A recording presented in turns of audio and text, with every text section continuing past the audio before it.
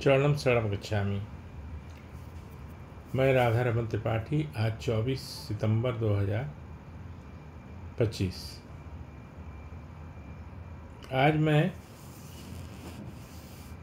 परम योग से संबंधित कुछ अनुभव की चर्चा करने वाला हूँ। जब शुरू परम जी बोकारो आए थे और उनका पहला क्लास वैभव होटल चास, बोकारो से सटा हुआ एक शहर है छोटा सा, वहीं पे हमारे जानने वाले थे, उनका होटल था। तो पहला कार्यक्रम परम जी का वहाँ हुआ था, वो बड़ा विस्फोटक था। उसकी चर्चा मैं आगे करूँगा, लेकिन उसके पहले 3 परमनाथ।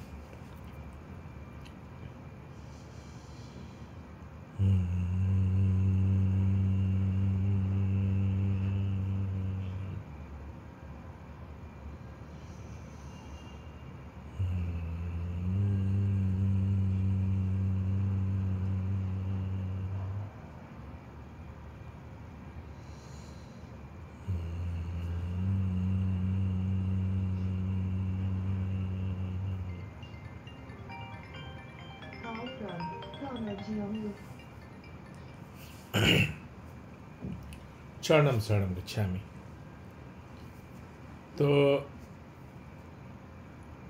शुरू जब परम जी आए बोकारो, तो मुझे जिम्मेदारी दी गई कि एक कार्यक्रम का आयोजन करूं।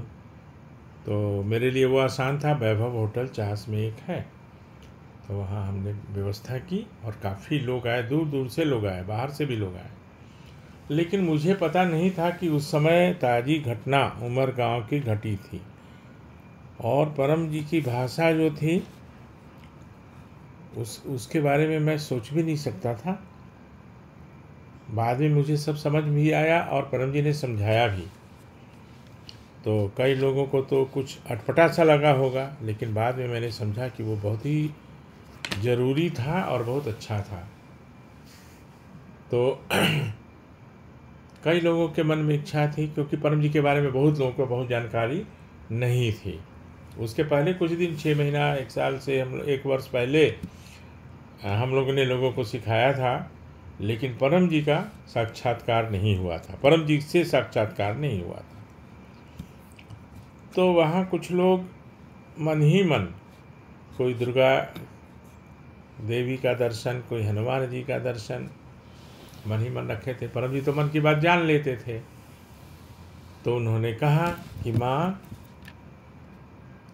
कुछ लोग यहाँ देवी दुर्गा का दर्शन चाहते हैं। दर्शन तो हो जाएगा, लेकिन शेर है ना, वो बोलते थे कैलेंडर का शेर, सर्कस का शेर और जंगल का शेर। शेर तो तीनों जगह रहता है।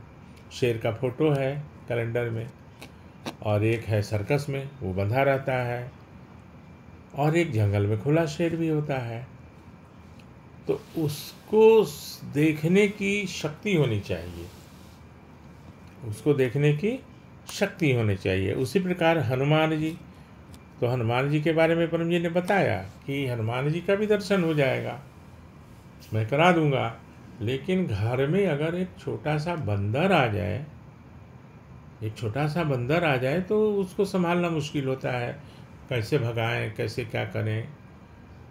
और साक्षात हनुमान जी अगर घर में दिखाई दे तो उनको सहना, उनका दर्शन करने के बाद, तो उसके लिए उन्होंने एक आध्यात्मिक पात्रता बढ़ाने की बात की।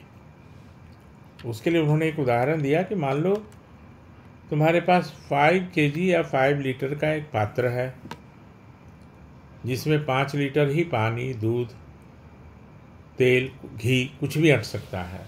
अब कोई 10 लीटर देना चाहता है या 20 लीटर देना चाहता है कि भाई नहीं, मैं आपको 20 लीटर दूध दूंगा, तो हम क्या करेंगे? हम तो 5 से ज़्यादा ले नहीं सकते, और 5 से ज़्यादा अगर उसमें डाला जाएगा तो बाकी का वेस्ट हो जाएगा, ऊपर से बह जाएगा। तो हम क्या करेंगे कि 5 लीटर के बदले बड़ा पात्र कहीं से लाने की व्यवस्था करेंगे, 20 लीटर की, 25 लीटर की, जिसमें 25 लीटर तक आ सके कोई भी चीज़, कोई देना चाहे तो। एक उदाहरण था, अब अध्यात्म में भी पात्रता बढ़ानी चाहिए, तो उसके लिए क्या है, परम योग करना है। क्योंकि अगर कुछ ऐसी चीज़ों का दर्शन, ऐसी चीज़ मुझे प्राप्त हो जाए जो मैं बर्दाश्त ही ना कर सकूं, तो परम जी का कहना था कि परम योग करो, परम नाद करो, परम श्वास करो। जितना ज़्यादा करोगे तुम्हारी आध्यात्मिक पात्रता बढ़ती जाएगी। एक और अच्छा उदाहरण भी है इसमें। जब भगवान श्री कृष्ण छोटे थे और माता यशोदा ने कुछ आरोप उनको लगाया कि तुम मिट्टी खाए हो या माखन खाए हो, क्या मुंह दिखाओ। उन्होंने सोचा कि मुंह दिखाऊंगा तो उसमें तो पूरा विश्व मेरा दर्शन उनको होगा, लेकिन वो बर्दाश्त नहीं कर पाएगी। तो पहले उनको दिव्य दृष्टि दिए कि उस चीज़ को सहने के लिए तुमको शक्ति हो कि मेरा दिव्य स्वरूप तुम देख सको। और एक छोटा सा उदाहरण, हम लोग 1000-2000 वाट के बल्ब की रोशनी आसानी से देख लेते हैं। अब 1,00,000 वाट की रोशनी हो तो क्या मेरी आँख बर्दाश्त कर पाएगी? उसके लिए तो मुझे और कुछ इंतज़ाम करना पड़ेगा, कुछ काले चश्मे लगाने पड़ेंगे या और भी कुछ। उसी प्रकार से आध्यात्मिक पात्रता को पहले बढ़ाना होगा धीरे धीरे, और वो स्वयं बढ़ेगा। उसके लिए कुछ एक्सरसाइज नहीं करना है और नहीं उसके लिए कोई कहीं से कुछ खरीद के लाना है। वो जो पात्र की 20 लीटर और 25 लीटर की बात है, वो तो एक उदाहरण है। तो अध्यात्म के लिए पात्रता बढ़ाने के लिए परम योग, जितना ज़्यादा परम योग करेंगे उतनी पात्रता हमारी बढ़ेगी, उतनी ही सिद्धियां हमको परम जी स्वयं देते चले जाएंगे। तो उसके लिए कहीं कुछ करने की ज़रूरत नहीं है, न गुफा में जाने की ज़रूरत है, न उसके लिए तपस्या करने की ज़रूरत है, न उसके लिए माला जपने की ज़रूरत है। परम नाद और परम श्वास परिस्थिति के अनुसार। तो दर्शन भी हो सकता, अपने इष्ट का दर्शन वो भी हो सकता, जिनके जो इष्ट हैं। अब मेरे तो परम जी ही हैं, इसलिए हमको और अब किसी के दर्शन की ज़रूरत नहीं। मैं अपनी बात कर रहा हूँ, लेकिन इन्हीं को किसी का दर्शन चाहिए वो करें, परम जी से मांगे, परम जी में मुझे मेरे इष्ट का दर्शन हो, या क्लियर बोलें, देवी दुर्गा का हो, काली का हो, भगवान का हो, हनुमान जी का हो, उस दिन में दर्शन जरूर होगा।